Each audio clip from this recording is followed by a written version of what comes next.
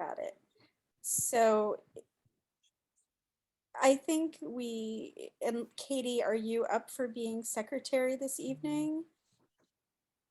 Because otherwise, I think maybe we just have somebody, one of the associate commissioners, if they're up for it, take notes, and then I can put things together later. It's hard when I'm home and I have to take care of someone, only because she talks a lot and I miss things, and her dad is gone for the evening. I understand completely. Or in person, it'd be much easier. Nope, I'd be alone. I've got it. I think that we will go off of transcripts and I will put together minutes afterwards. So for roll call, Bonnie Dennis, present. Katie Milton. Present. Great. Holly Simeone.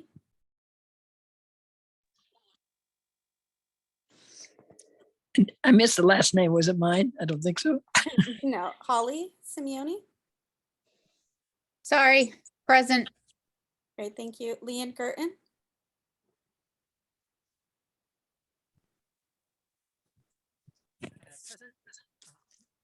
Also, Leanne, we can't hear you. Is it possible to get the link for the transcript in case I get behind? Leanne, give me one your moment. voice is really soft. But I believe what you asked for is there a separate link for the closed captioning to view outside of the transcript? Yes, I'll put that in there right now. Great, thank you so much.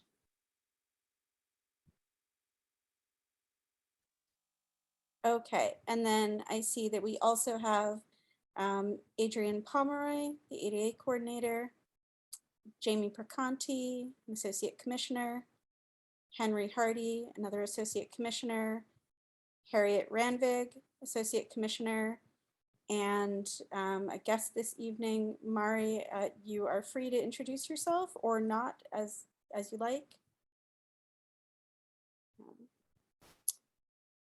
All right, so moving on to my chair's report. I don't have a lot this evening. We had the variance requests that we reviewed a bit back for 114 Professors Row, which was a Tufts dormitory. And I've received email from the Architectural Access Board that there will be, there will be a discussion of that, an administrative hearing on August 22nd. It's a Monday at 2 p.m. It is open to the public, so anybody is welcome to attend that, and I plan on attending and speaking against the requests. They also sent an email that a supplemental variance request was submitted on July 18th, and they had a discussion on July 25th, and they approved the requests.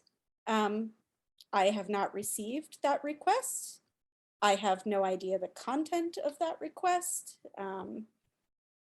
So that's a little frustrating given everything we've been going back and forth on receiving requests. Adrian, I don't know if you received anything different than what they forwarded.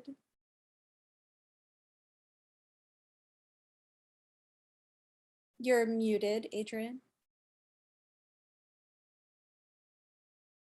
So sorry. The last thing I forwarded you that I received was the updated notice of the hearing. I believe that was at the beginning of August.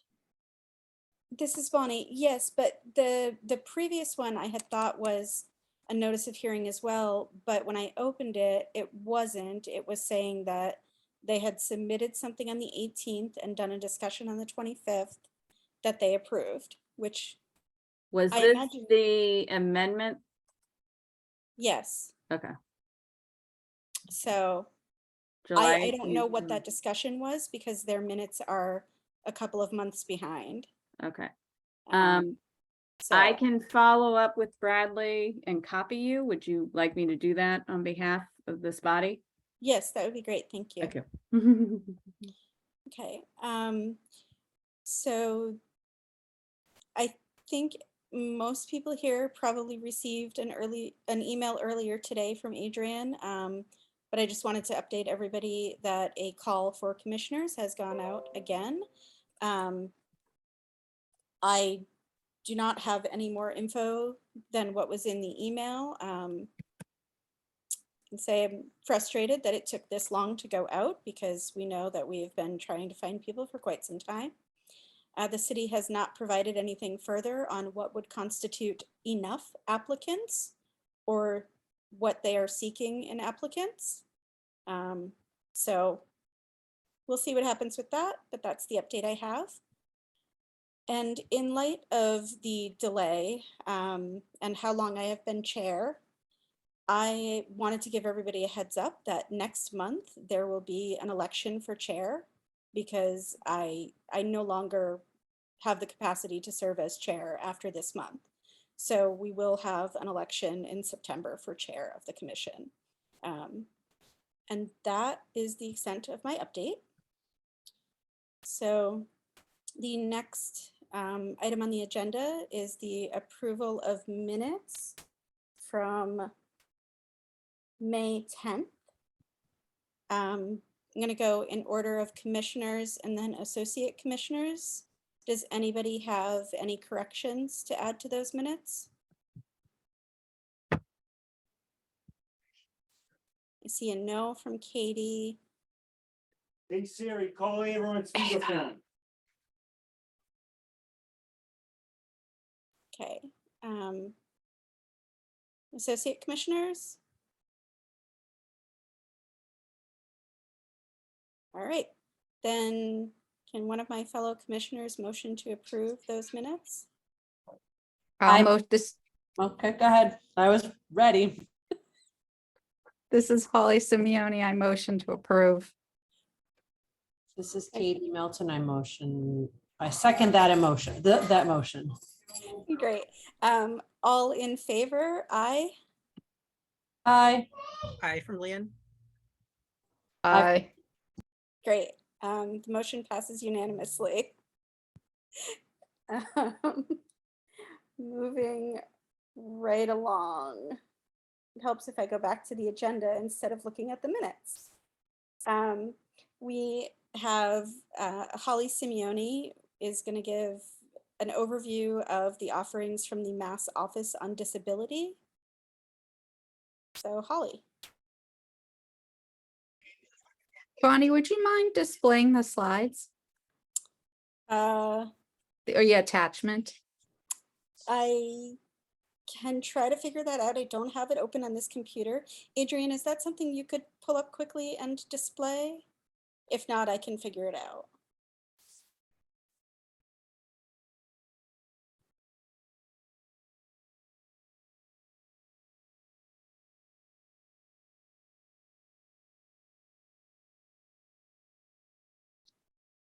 Let's have a race.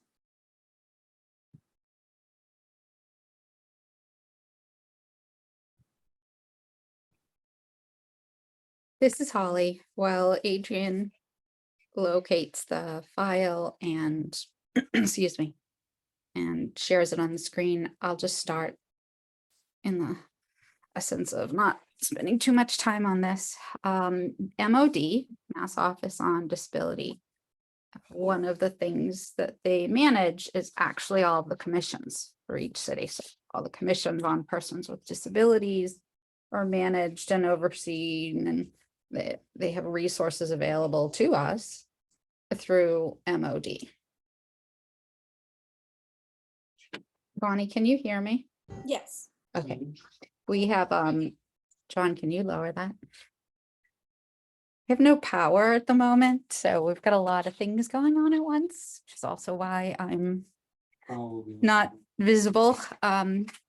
So thank you. Thanks, Adrian. So again, Mass Office on Disability, Jeff Dugan, he's been on one of our commission meetings in the past. He's a great guy. He's been in his role for many, many years, and he does a great job answering questions and doing these trainings. So I took the first training, maybe October. This is the second training. And what he does is he goes through and what a CAM is a community accessibility officer. That's not what the M stands for. Member? This is Bas- Bonnie. I think it stands for monitor. Monitor. Thanks, Bonnie. Yep. Basically, it enables anyone who's taken this class and completed the training to be educated to look at accessibility issues. It doesn't mean we're ADA certified. It doesn't mean that we have the authority to write someone up. This is all as a courtesy. We, as a commission, would choose to look at a particular site, do a site visit, record the information, see if it's compliant, work with the city, and ask to work with whoever owns this property to explain what the differences are and find out how to solve them. So it's not a legal process. It's not a you're doing this wrong. It's a let's as a group look at things and see if they are compliant or if they fall within the current code. Adrian, would you mind advancing through this? Okay, so I think we talked about who MOD is. I'm not going to read these, and I know Bonnie put them out with the meeting invitation. This is Bonnie. Holly, I encourage you to give a synopsis of what's on the slide for access Oh. because not everybody can see the slides. I'm so sorry, Harriet. Yes. So this slide is talking about MOD, Mass Office on Disability. They serve as a resource to the state and the general public. They provide information, guidance, and training regarding disability-related civil rights, equal access, and opportunity. Let's go to the next slide. Thank you. Mass General Law, Chapter 6, Section 185 through 189 establishes MOD. I have to close this. It's blocking it. Oh, now we have power. And outlines its mission, which this part's probably my favorite, to bring about full and equal participation of people with disabilities in all aspects of life in a manner that fosters dignity and self-determination. It further goes on to explain how the order, the state order for MOD is being established and that they are designated as the ADA coordinator for the state. And also they act as the Rehab Act coordinator for the state. So they make sure that Massachusetts abides by all, is compliant with all state and federal laws. And the live transcript blocking it, that protect the rights of persons with disabilities. So it's a pretty big job and they are a fantastic resource to us. Could I, excuse me, Holly, this is Harry. Could I interject for a moment? Please. I worked there for 5 years in the late 80s. And Aha. I was a client assistant advocate. So I worked with the rehab section, although I did take the very basic CAM training way back, 30 years ago, 35 years ago. So, but it's true. And their client assistance program, which is, I don't know what they call it now. I'm sure it's expanded a good deal. But our job was that there are two commissions for people with disabilities, which everybody on this call knows probably, the Mass Commission for the Blind and the Mass Vocational Rehabilitation Commission. And so our job is that when people call us up and they're not really getting their share or what they need and deserve, then we as advocates would negotiate that with various levels of the rehab commissions and anybody else engaged in that. So just wanted to point that Yeah, they do a great job, and they cover a lot of bases. And I don't know what the policy is now, but when I worked there, there was no screening calls for the client assistance advocates. So I learned a lot about handling calls and being on phones with people in very difficult states. Anyway, that's all. Just wanted to share that I had direct experience from that. Thank you. And it sounds like it was positive experience, not just working there, but getting help from them. Not really. No, I mean, I was so established in my own life for the most part. I can't remember, to be totally clear about that. Yeah. But I sure did enjoy having friends who were having difficulty, having them refer themselves to MOD, to Mass Office on Disability. So, yeah. And I know that we Yes. talked, this Yeah, is go ahead. Holly. We talk a lot about the Mass Architectural Access Board. Actually, Bonnie just mentioned it a moment ago about the property in Professor's Row. And Jeff Dugan has that seat, is a seat on that board. So they are a member. He sits in that chair. And like I said, he's been in his role for many years. Let's go a little further. Sure, go ahead. Thanks.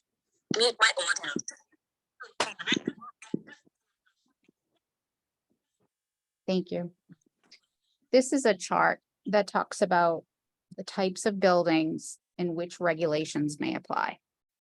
And these next few slides, I want to make sure that that this is accessible to everyone, but at the same time, I want to make sure that the point of why I'm talking about this becomes clear. Would it be okay if I skimmed through some of these, but then made myself available to full read them to anyone after this meeting that would like to have that? This is Harriet, and that would be fine with me. Thank you. And I also remember Jeff reeled through them in about 10 minutes or less, and it was overwhelming. Okay. Thanks. Okay, so these are the training slides. So let's keep going. Yeah. And really what this information is how to be,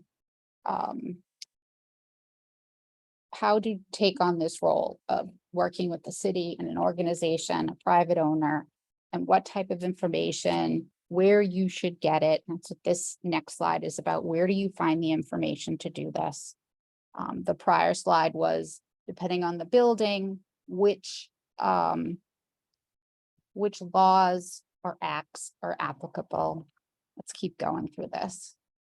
And again, it now shows you what the worksheet would look like, that it recommends you follow these steps. Let's keep going. What I found interesting, which I don't think we've seen on variance applications, is there's a big piece about when it was renovated, the how much time has passed, when it was first built. There's all these complex pieces that fall into place before someone can say it was before, it was after. I'm not explaining it well, but it's not simply well, this is, it would cost more than the value of the total, or it's a percentage piece. Adrian, Bonnie, I don't know if either of you want to jump in and you can explain what I'm not explaining. Sure, this is Bonnie. It is on variance requests. Basically, there's a dollar amount that triggers needing to do full ADA compliance. I believe it's also if you're doing a gut renovation where you're modifying 95% of the building. I could be wrong on that number, but definitely if you're doing more than more than $1 million of work, then it triggers needing to hit full ADA compliance. And I believe they look at past work that has been done in the previous 10 years. It also, it looks at the dates, the date ranges between Title I and Title II passing. And then it also looks at the assessed value of the property, which is on file with the city. There's all these other pieces that go into play with this. I would highly recommend anyone attending these classes. This is the advanced class. It was a 1-day class. The original training was, I want to say, 2.5 days. And both extremely valuable. So let's just keep going through this sort of quickly. This is an outline of if you, based on dates, what rules trigger, sort of a flow chart. Let's keep going. We go to the next slide. Thank you. Again, a list of all the different regulations, AAB, Title II, existing, Title II, new construction, Title III existing, the 2010 standards. Let's keep going. I think I would, if I had the largest whiteboard in the world, I would still be confused by the entities, the dates, and what regulations are applied. So this again is trying to make that easier to understand. Let's keep going. Here's my favorite slide. The ADA Act says they must provide an accessible path of travel to the primary function area and an accessible toilet, phone, and drinking fountain serving that primary function area. Excuse me. That's kind of a hard stop. An accessible path of travel has to be there. It has to be there when it was first built. It has to be there when it's touched. If it's broken, it needs to be repaired. If it's blocked by something that needs to be moved, it has nothing to do with any other law. Let's keep going. These are the years in which the building code was changed. We're going to keep going with that. Let's move forward, keep going. These are slides that are very detailed as far as dates and triggers and values. I'm going to keep going here. It talks about when a tenant makes alterations. Here's a big one. This slide's about AAB. And this talks about curb cuts.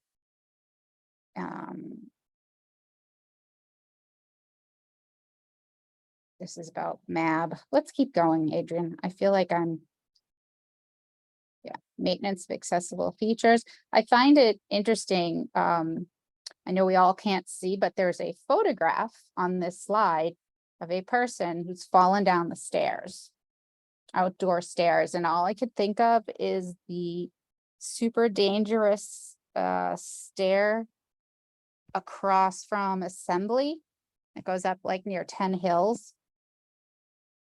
And how we've been trying to get that repaired. Let's keep going. This talks about historical buildings. Keep going. Temporary structures. Keep going. Actually, if you can just slowly go through these, Adrian, and I'll let you know when we should stop.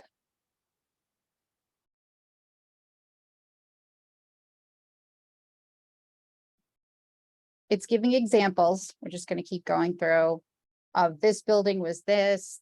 What would you do? What laws would you use? Sort of like ad hoc quizzes. So let's see. Let's keep going through these. I think the most important point of me asking to discuss this is that it should be shared. It should be shared to all residents. It should be something that we have on our webpage. But it should be listed in an area of, this is it should be listed in a way so that's available, but I guess we need to talk about if we're the conduit to it, if it's something that we share because it's a public document, we want people to be educated. Is it something that we say, if you have questions about this, please contact blah, blah, blah.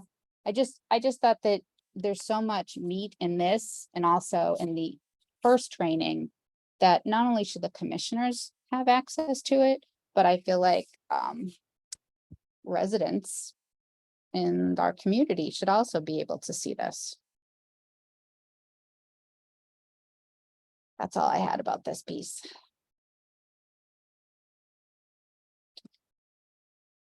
Guess we have some more. Let's see, these are, okay, this goes back to the survey. What should you be looking at? And actually, after this class finished, each person who participated, their city or town will be able to schedule an in-person site visit with Jeff, where they'll go through a particular area in great detail, go through all the steps of the survey and work with us to understand how the law is in this area and if there are things that need to be modified and how to move forward. Which I will definitely take him up on when we find out when that's a good time. What else have we got? Slopes. It's all about the slopes. Let's keep going. Parking. Yep.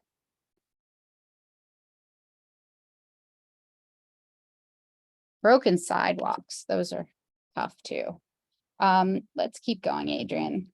The other thing that they produced, which I will get a hand on so that we can share that, is guidance for outdoor dining. So I think we probably have everything we need from this. Could you just go through to the end of the slides and let's just see if there's something I should call upon.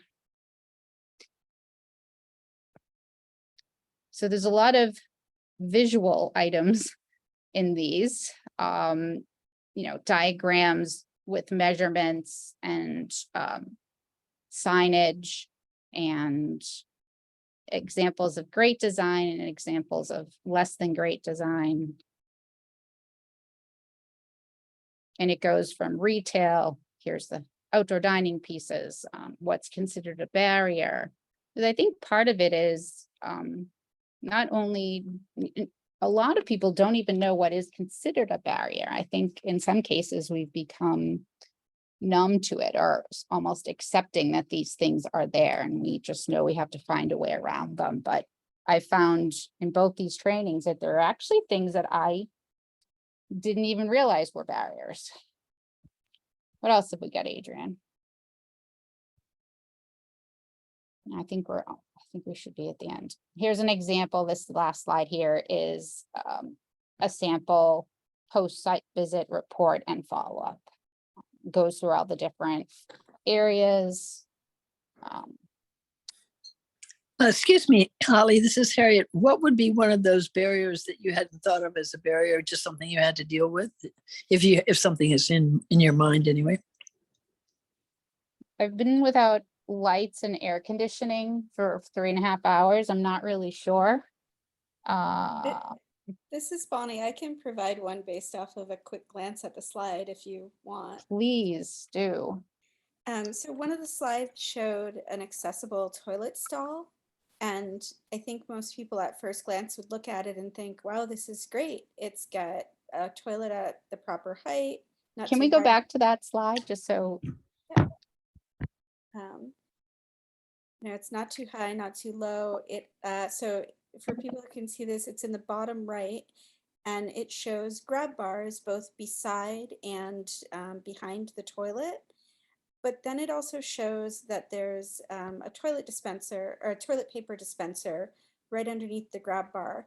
And it's hard to tell from this picture whether or not this is compliant, but as somebody who uses these stalls quite frequently, I can say that putting it there, it's often so close that you can't wrap a hand around the grab bar, which means it's a barrier because that grab bar is there for people who need, you know, to use it to get on and off the toilet.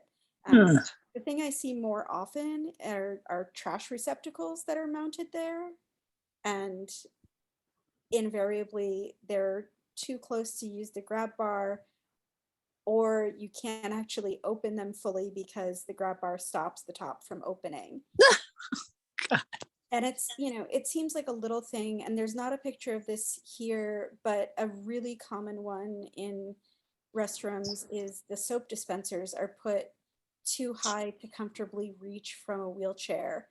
And, you know, I'm a wheelchair user who has a lot of core strength, and I rock climb as a hobby and I can reach pretty easily. But if somebody's quadriplegic, if somebody has limited range of motion, if somebody's shorter of stature, it's often really, really difficult to reach the soap dispensers. Mm-hmm, mm-hmm. And then there's the case, and we even brought it to the American Architectural Institute 30 years ago when I was doing something with the adaptive environments. The fact that if you put the paper towel dispenser opposite the sinks or at a distance from the sinks, then if a person has Canadian crutches, right, they have slippery, wet hands, but they're supposed to navigate across that space to get the paper towel, right?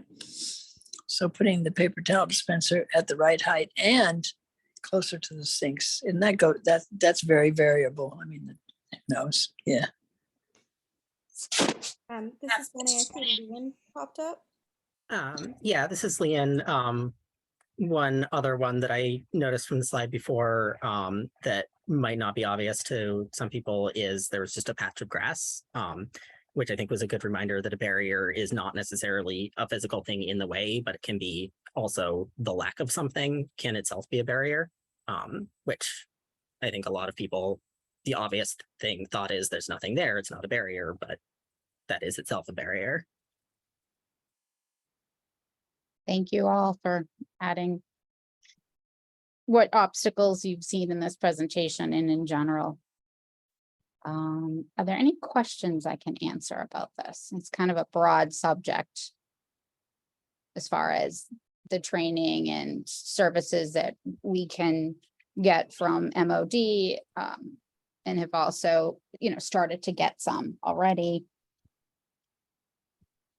I have a question, Holly. This is Harriet. How often do they offer the community access monitor training? I am not sure, but what I will do is get that information over to Bonnie or Adrian or both of you so that you will all have that link. It is on their website. I don't believe it's super easy to find, but it's basically, if you were to send an email to Jeff Dugan, Ashley Santana, their email addresses are here, but I can certainly get them to you. I can spell those out, and just send a note saying you'd like to know when the schedule is for the CAM training.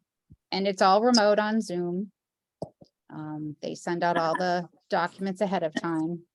I'm thinking, excuse me, this is Harriet. I'm thinking that even on our website, we could at least give a short definition with a link to, you know, more of the slides if you thought we thought it were appropriate, right? But even if those trainings were listed, it would be interesting. I see Henry has a question.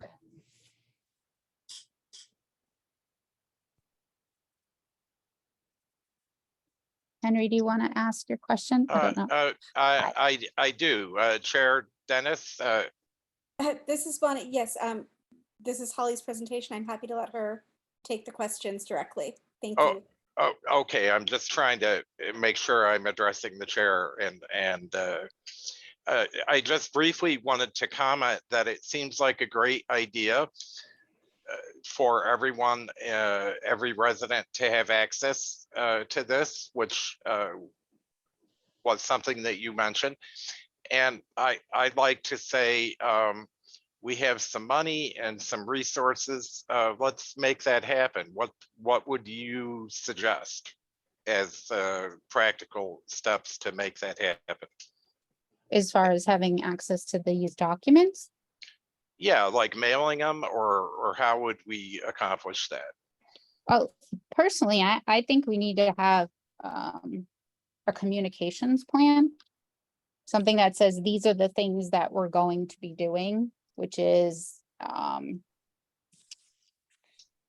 gonna have the following things on our website. Maybe someone's gonna decide they would like to This is Bonnie. I think it's fine to talk about specifics of these documents, but communication plan I want to hold until later continued business. We're going to talk Sure. about waste use funds. sure. Thank you.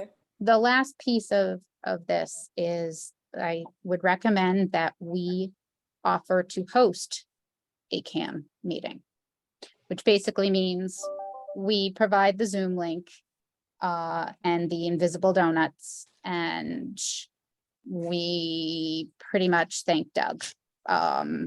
There is really no financial commitment from what I understand. There may just be sort of a coordinating requirement, and I feel like there were at least 10, maybe 15 people on these trainings. So I think people of the commission, I think people who work in key departments within the city. I think that if we hosted our own, it would serve us well. And I think that is the last piece on the agenda. Yes, posting it online. Proposed grant committee. Is that a later item, Bonnie? This is Bonnie. Yes. Okay. If Oh, anyone, no, I think you did include that in this item. So oh, that's right. That's right. That was what Doug talked about in the training. So one thing that he talks about is, you know, as commissions accept the handicap parking fines into their account so that we can manage them, use them for the purpose of advancing the lives of those with disabilities. One way to increase that pot is to either consider deputizing individuals or hiring someone like a third party, like a security company that is This- trained in this. this is Bonnie. I think that's a separate thing than a grant committee. Maybe I'm confused by the agenda item. Yeah, I'm not certain. That might have been Okay. a mistake on my part. I'm sorry. That's okay. We'll save those two and see if there's room at the end. Sorry, guys. That's all right. Thank you so much. In terms of how to get this out, I think, the city does have a communications team, and they put out letters all of the time with different things. So I think it would be great to put together a training and use that already existing to put it out into the community. I will say that there have been some advocates, particularly from PTAC and the Somerville Alliance for Safe Streets, who have wanted more information on how to evaluate things like outdoor dining. So I think there's a lot of people in the community who would be interested. And yeah, I think putting it up on the commission's page as a resource is a great step as well. And I think we can talk about in the accessible parking fund expenditures whether we would want to do any paper mailings as well, or some other, like maybe video communications. I know we have SCA TV, we could put out a missive. So I think there's some great ways to think about it. But thank you so much, Holly. Next we have Adrian. We've asked to get an update on what she is working on within the city. Sure.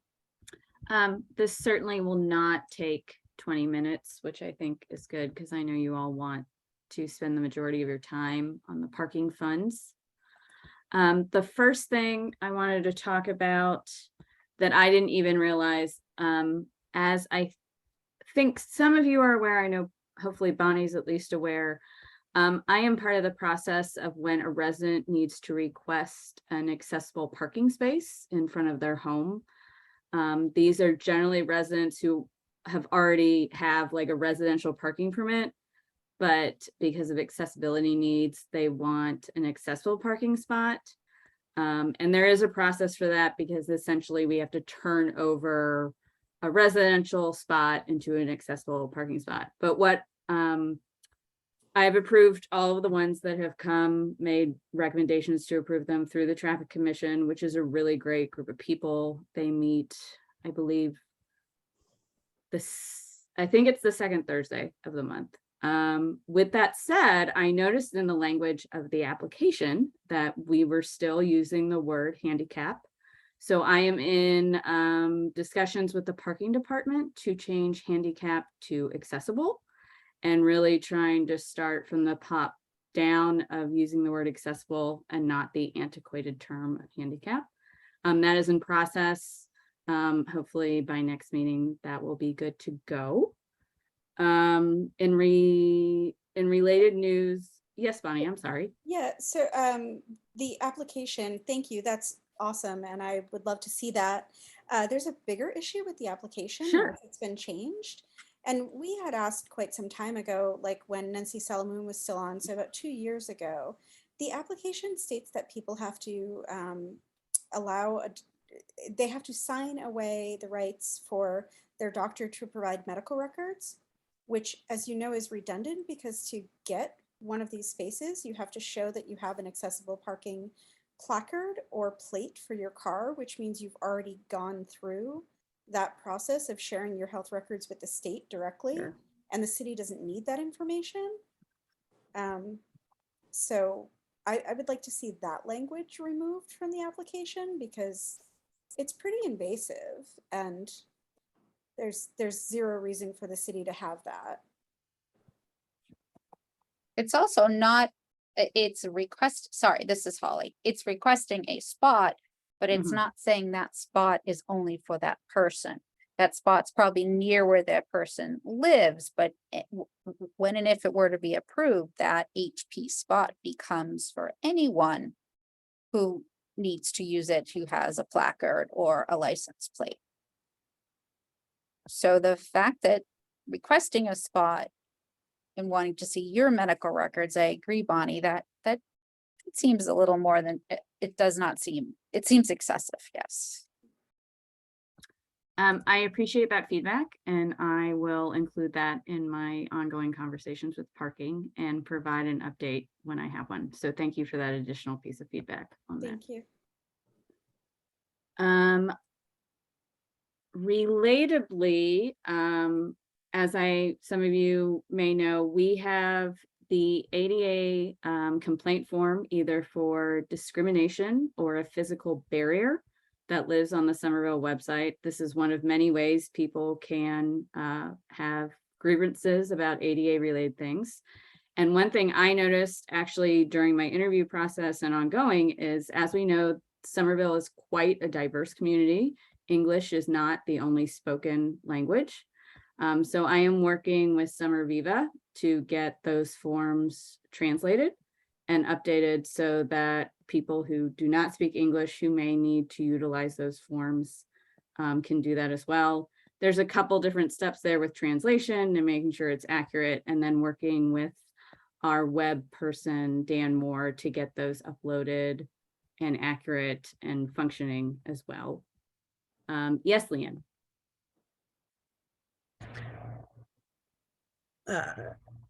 Sorry, I can't tell if I'm unmuted. Can people hear me? Mm-hmm. Looks like yes. Okay. That brings up another question.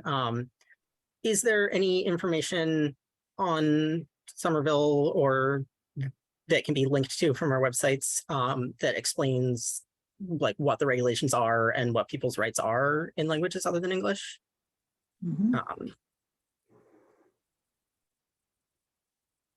I'm not sure I understand your question, Leanne. Can you clarify?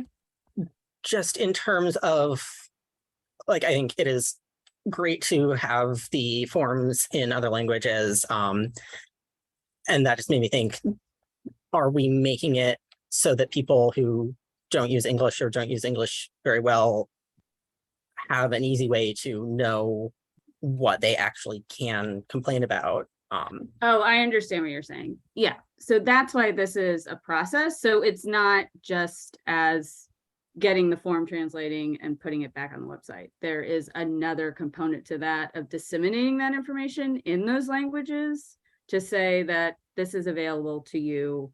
Should you need it, this is what it means, et cetera, et cetera. Okay. Yeah, I just wanted to make sure that that was part of the process as well. Thank you. You're welcome. So really that is my update for now. And as always, you all have my contact information and you know how to utilize that. If anything comes up between now and September's meeting.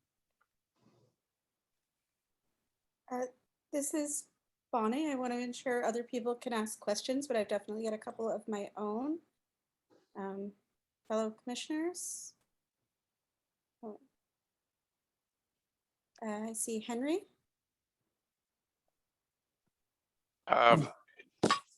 Just briefly, Adrian, I appreciate all that you're doing and thank you for that. I'm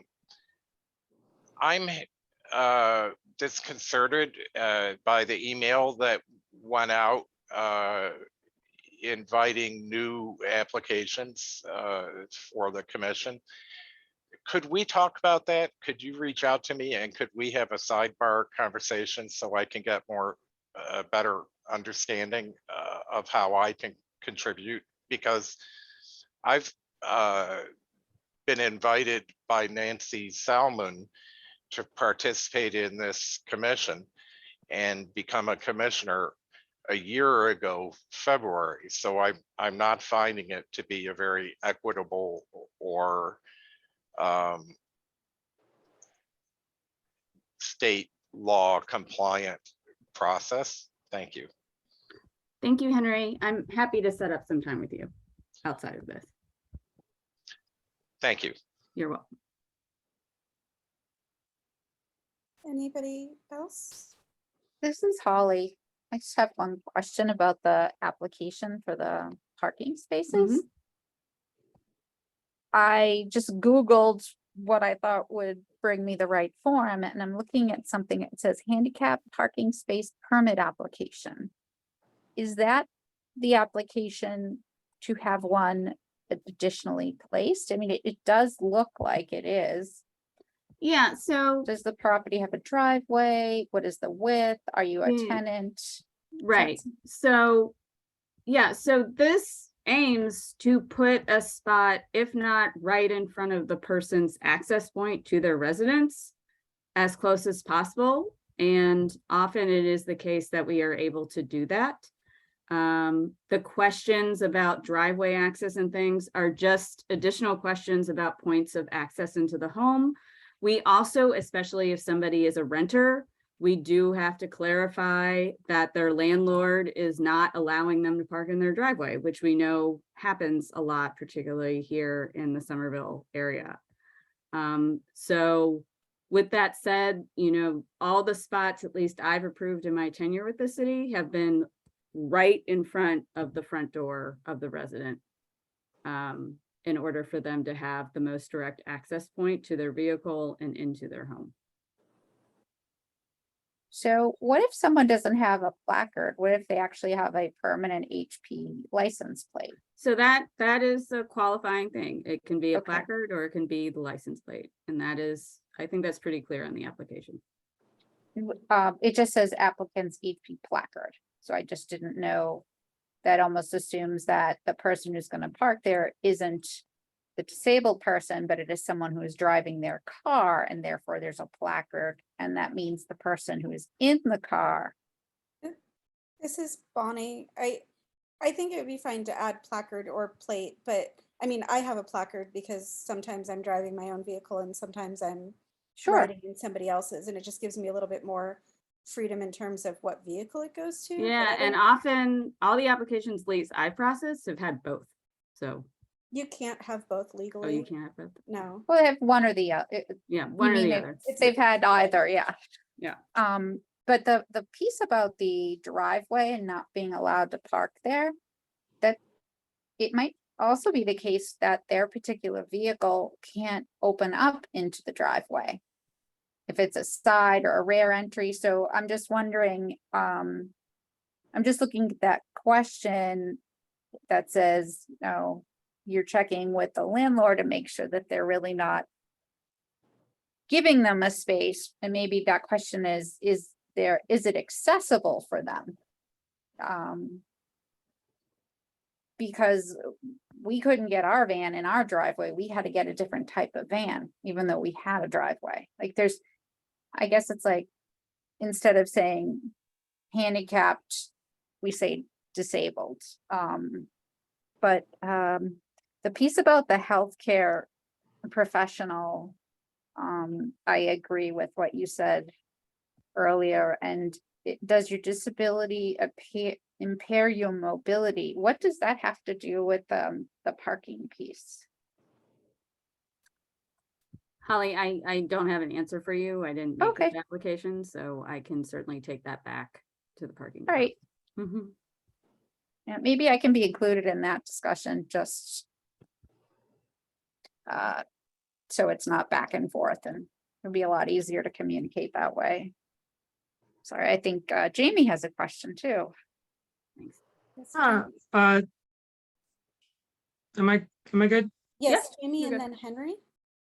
This is Jamie. I'm just a little confused about the context of this conversation. I don't really understand why we are talking about these two particular things. What? So Jamie, I What- was asked by Chair Dennis to report on things I'm working on, and these are current things I'm working on, so I am reporting on them. Okay, so these are like the two projects that have your attention right now, or? Lots of things have my attention.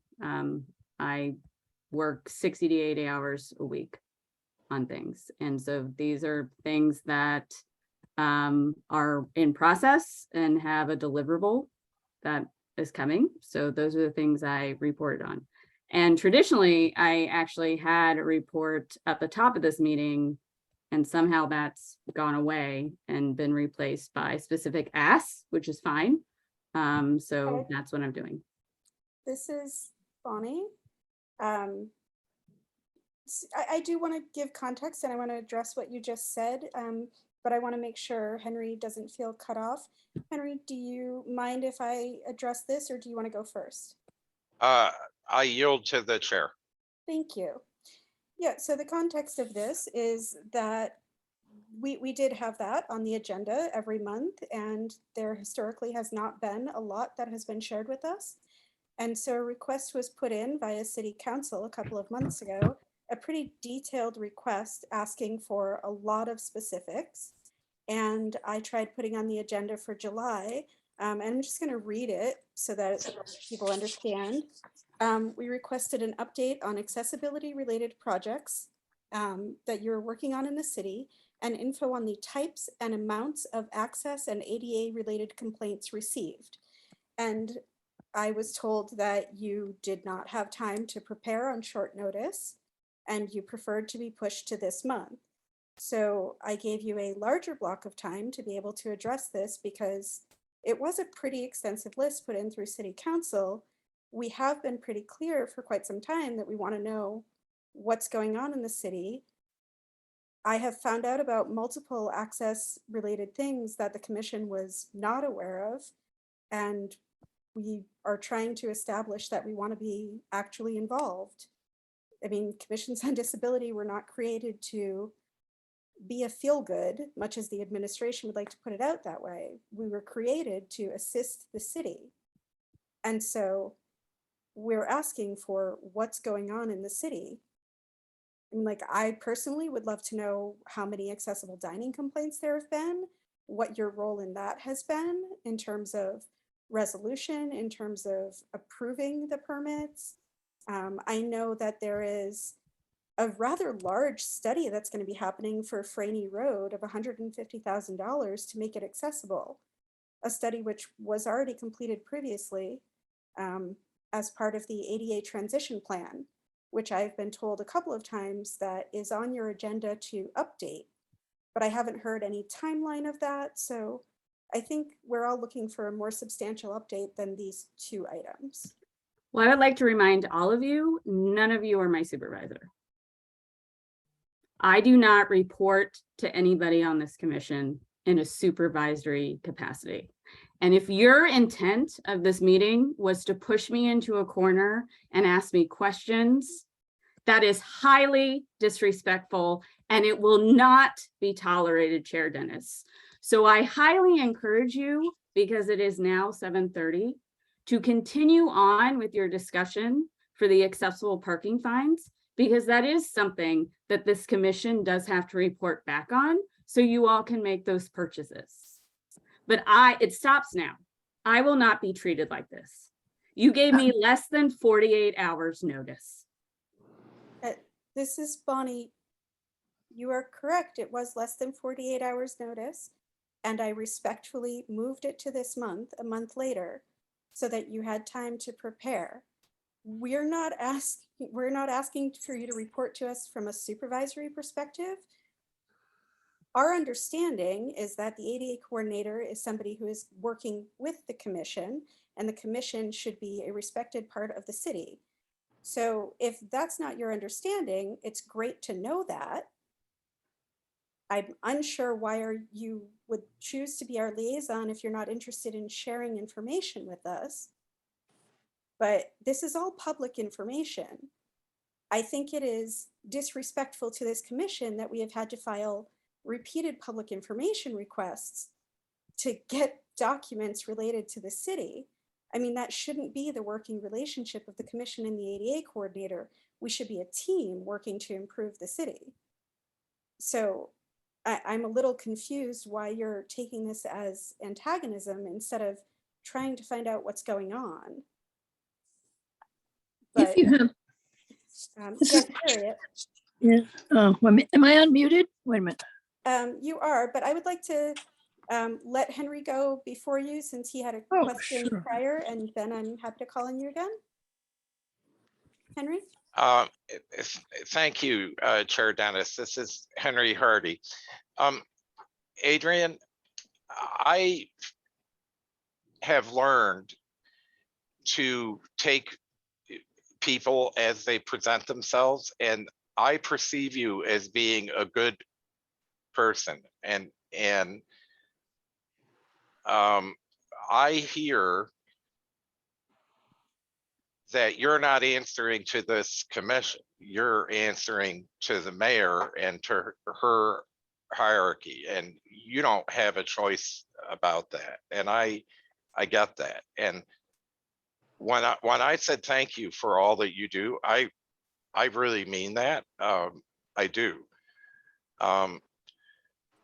I share the concerns that Chair Dennis has explained, and I don't want to see a conflict or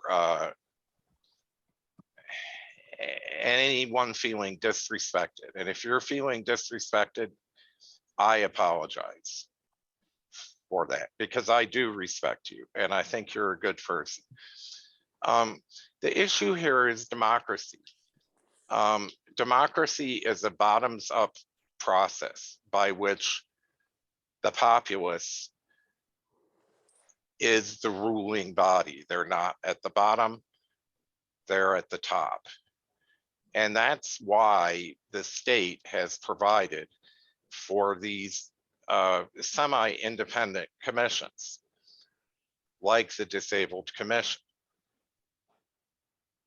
And for that to work, the democratic process has to be allowed to work. And I don't see that happening here. And I don't see clarity. And to me, it feels like obstruction. And it feels like a passive aggressive kind of behavior. And I get that you're caught in the middle of it, and I don't have any personal animosity towards you. I like you, and I want to work with you, and I will have this conversation and try to get better informed. But please don't lash out at Chair Dennis, because she's such a good person and such a caring and intelligent, thoughtful, respectful person who's done so much for us. And just please, Adrian, please don't internalize this, that people are disrespecting you, because we're not.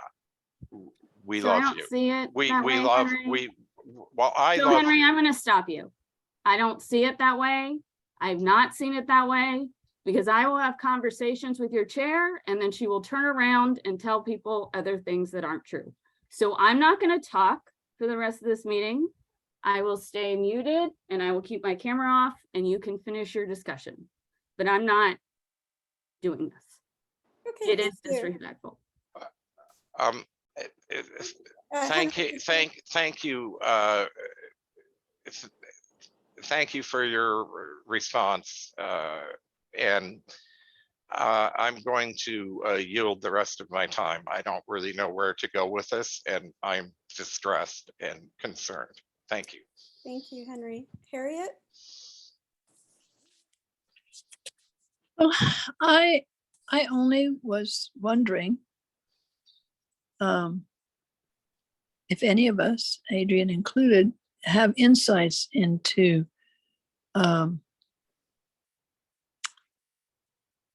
who receives the, any of the filed complaints or concerns about access, because it must be more than one person, or This is Bonnie. So Yeah. the way that official complaints are currently set up, there is a form that, to my knowledge, only goes to the ADA coordinator of the city, which is currently Adrian.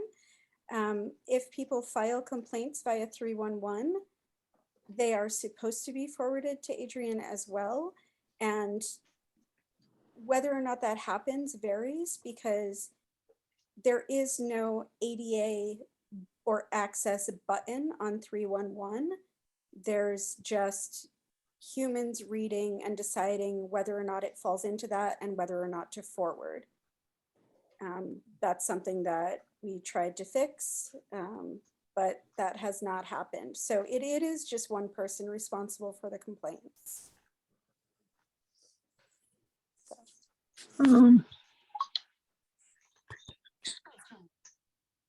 well, I have one other. This is Harriet.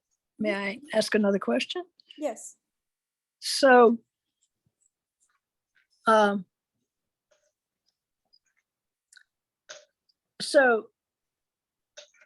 what I'm wondering about is, in the prior administration, is there ever been an access to seeing or at least having any sense of where complaints stand or what's going on?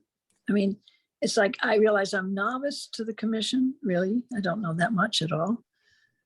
But I'm just trying to figure out how things move forward. Because, for example, if a sidewalk is broken, I call DPW and they come and they fix it. Or, for example, I found right at the corner of my house, I was getting out of a car with a friend, and I put my hand on the utility pole, or no, the sign pole that says fire lane.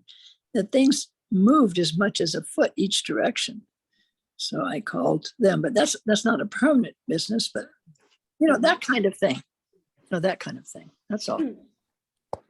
This is Bonnie. Yeah, so I know in the past that the commission has been involved in some of this. They were involved in doing a detailed assessment of the sidewalks in the city and the issues therein in terms of access. But for quite some time, the commission has been deprioritized and not as involved. So I have asked, and I know that Holly has asked, and I'm sure other people have asked for updates on where that stands, and we have not received anything. That is part of the ADA transition plan is the sidewalk network. It's also part of engineering every year. And what they did was identify everything about a decade ago that needed work. And it's just a constantly shifting target for what hits priority each year. And the commission has not been included in those discussions. And where things stand is kind of difficult to figure out. That's, I think, what we were hoping to try and do with some of the discussion this evening is figure out where we are at making progress on some of those things and being more aware. Yes, yeah, thank But- you. Thank you. That's what I thought this is about. And I just wondered if anyone works together with No. you, Adrian, as far as from the mayor's office, it would also be helpful to us. That's all. Thank you. Thank you, Harriet. The next, were there any other questions? Okay. The next item on the agenda is discussing accessible parking funds expenditure. This is something that we've been talking about for a while, and I know that there's quite a list of things that we could spend money on, and I'm hoping we can narrow down on what people think they can move quickly on. I know that Jamie was working on talking with our presenter Julia from last month. Jamie, I'm sorry, I don't mean to put you on the spot, but if you want to share, you're welcome to. Yeah, this is Jamie. Basically all I did was reach out to Julia, get a conversation started. Basically asking, okay, help us find the low-hanging fruit here. What are the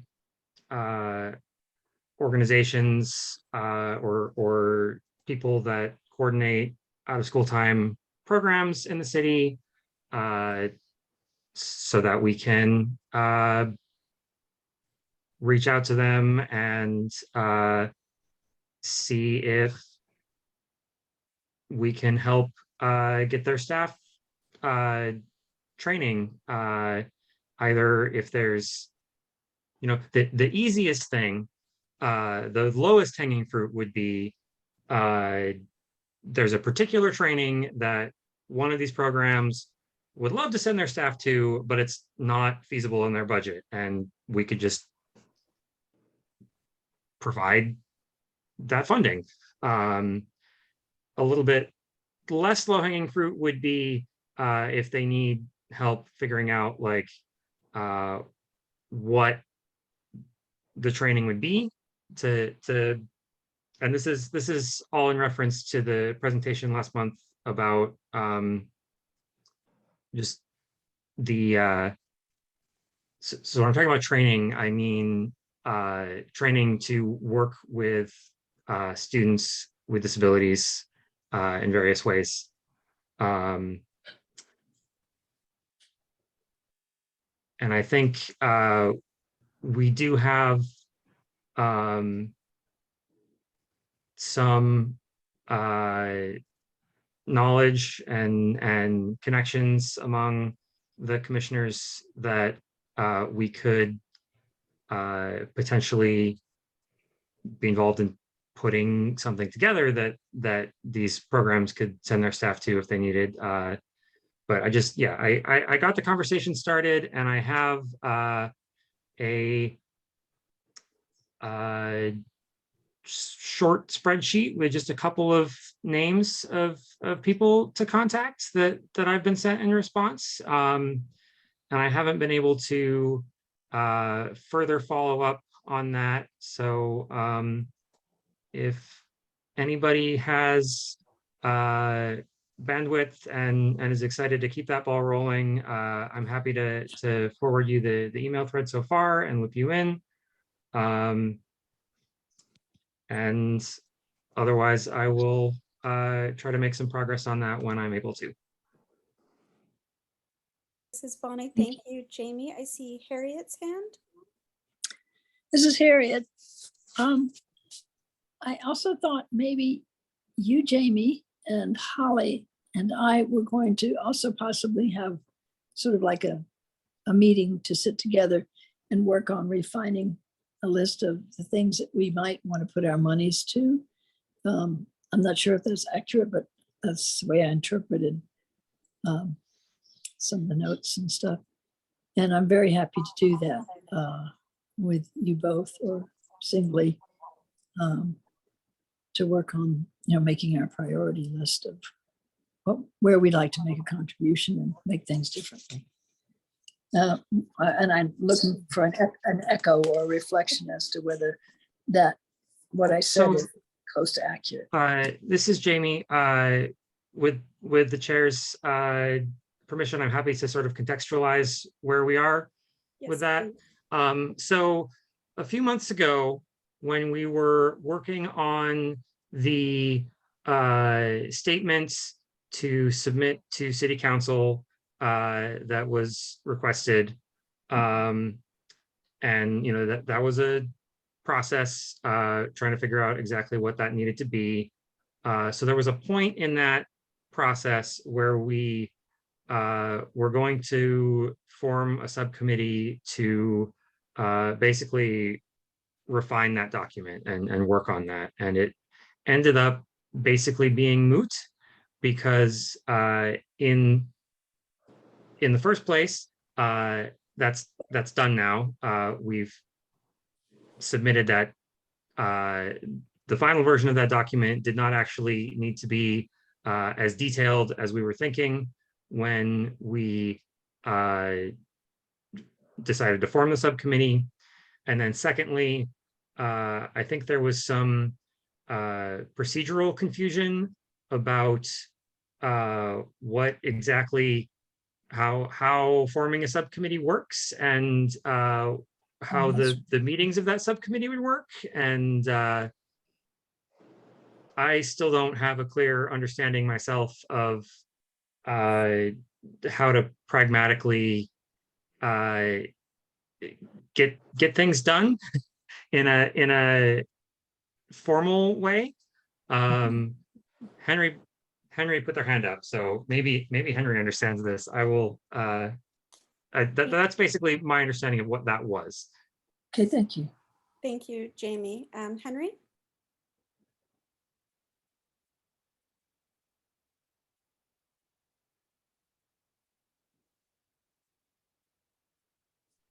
Henry, did you have commentary on that?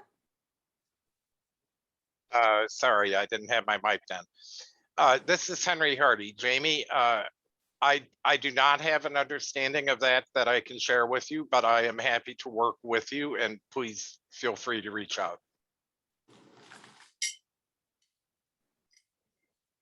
Thank you. Did you? Okay. Great. So something that I have seen in the community and spoken with people about, the Somerville Alliance for Safe Streets, SAS, saw that the town of Acton recently started an adaptive biking program, and they are really keen to start one in Somerville as well.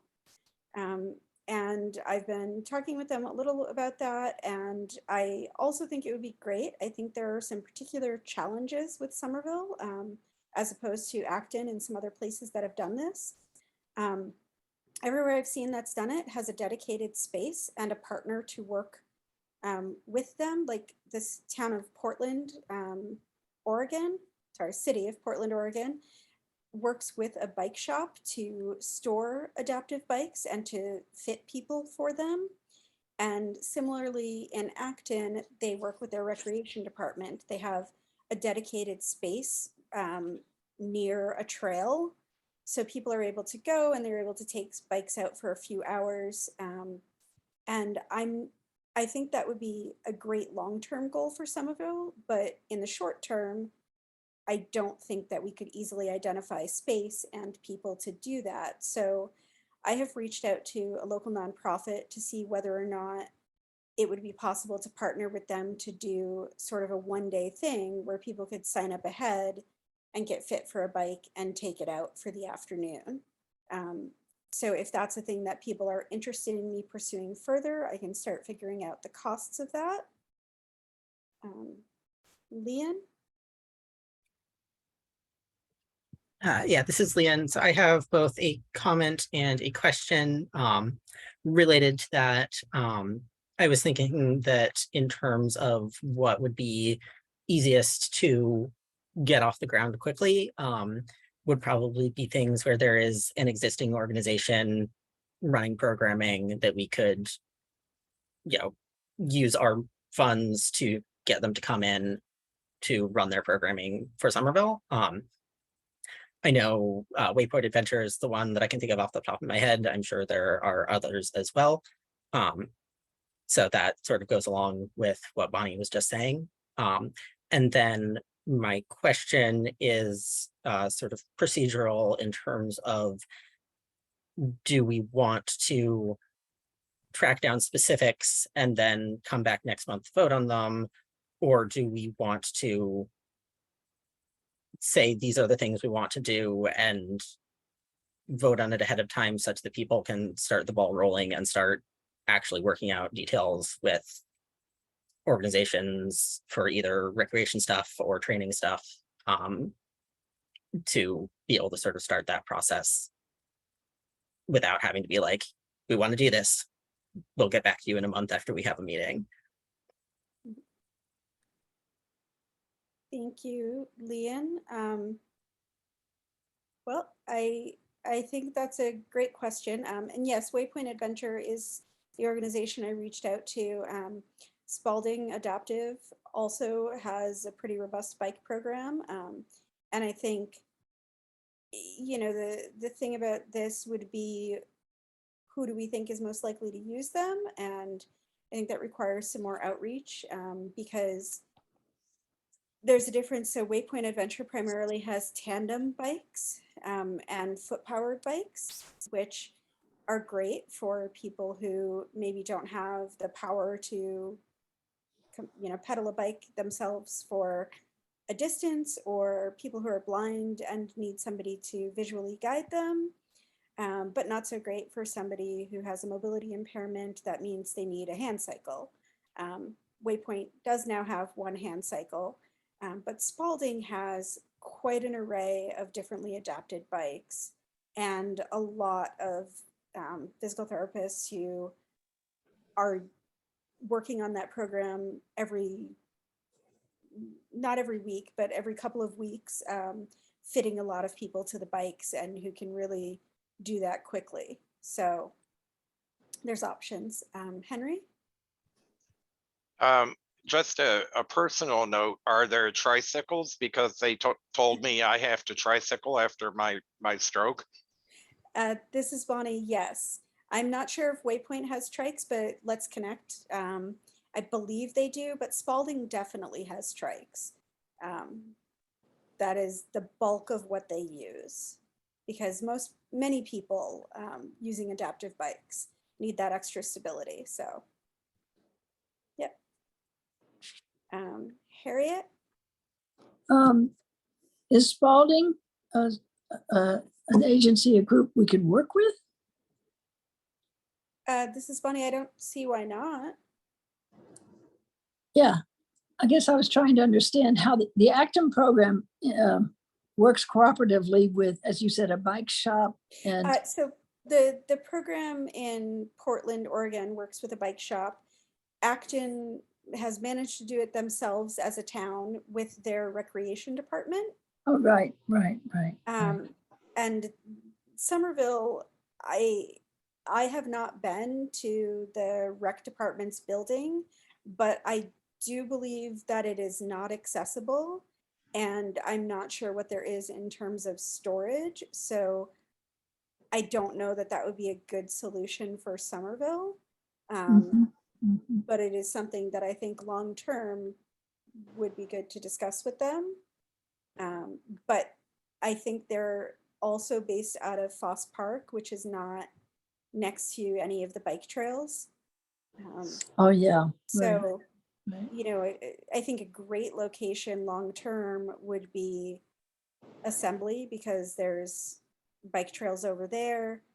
It might be tricky to find space in Davis Square right next to that trail.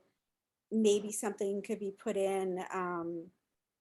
There's a park, the name of which I'm going to forget, that's about to be starting the visioning process to redo. That's going to be next to the extension of the community path.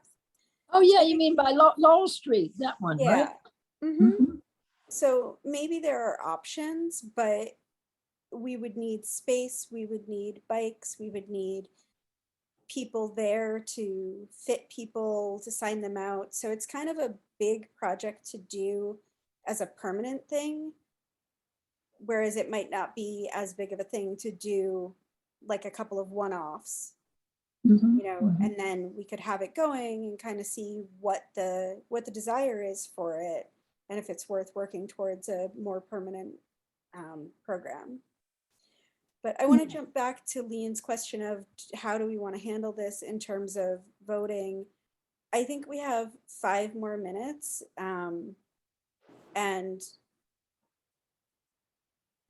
I know that it delays things, but I think that there's enough work that people can do on their own to start gathering information with, that we should plan to, you know, think about this and come back next month with things that we want to vote on. So I want people to think about, you know, do we want to aim for spending money on after school? And I think, you know, it's a little late for this summer, but after school programming is something that'll continue throughout the year. Do we want to focus on adaptive recreation? I think, Holly, do you want to talk about what you were saying earlier about bringing in more funds? Because that's another thing that we could discuss whether or not we want to spend money on. Sure, sure. Thanks, Chair Dennis. I kind of wove it in at the wrong time. I apologize, but it was something that I learned from Jeff at MOD that he talked about in the first CAM training, was that many commissions like ours take some of their funds and they have 2 ways to strengthen the violations being kept on top of. Basically, they either hire a third-party security company who is trained and able to simply write parking tickets, to give fines, and they go out and they know they shouldn't be parked here, they shouldn't be on the curb, they shouldn't be blocking this, all the things that are HP violations. And to that end, it increases the pop, but it also increases people's understanding of where they shouldn't be parking. And the other way was that you can deputize. I feel like they said it was members of the commission, or you can deputize individuals. God bless you. You could deputize individuals who can write those tickets, but I do believe that's like taking a picture of the situation and the license. I think it's they're both done a very specific way, but it was part of that training to understand, you know, these are the funds that you can get. You know, some commissions have greatly increased their funding that they can then turn around and use to help people in their municipality. So that's one thing I think would be interesting for us to discuss is, do people feel strongly about one or the other? And, you know, looking at how much it would cost. He had quoted, you know, let's say they spent $10,000 and they got back 60. Like it was a significant difference. Not that I'm promising any of those numbers, but I just thought it would be something that may be useful, because every piece that we get goes right back out to something that someone needs in our community. Thank you, Holly. Leon? Yeah, this is Leanne. I think that my thoughts on that are as a medium term Hold on. thing. Sorry, can you hear me? Yeah.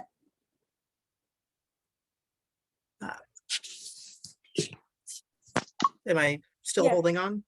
Or, I think as a medium term thing, that's something to consider. I think that optics wise, I don't think it should be the very first thing we do. Because, well, it would still have the benefit of the, the actual, like, making sure that the parking spots are available for the people who need them. I think that it looks like we're doing this to get more money thing. And if that is what people see before we are obviously have things to point to of this is how we're using the money, then I think that has the potential to backfire. So I don't think we should do that now, but I think we should definitely keep it in mind for once we have a couple things up and running, revisiting it. Thank you, Leanne. Right, so we are just about at time. So as I said, I think that people should come back next month, hopefully with more info, and we should vote on some of these ideas. And if there's an idea that somebody is enthusiastic about, we don't have time to get into it, but I know Holly also mentioned a communications plan. And Henry has also mentioned that previously of trying to do some media and raise public awareness of the commission. So I think if folks have time to research what that might look like, that would be another good one to bring back for us to vote on. And we can try and approve some things we want to dig into next month. So it is 8 p.m. I'm going to motion to adjourn the meeting. All in favor? Aye from Bonnie. Hi, I'm Katie. Hi from Leanne. Bye from Holly. Thank you, everyone. And I will see you next month.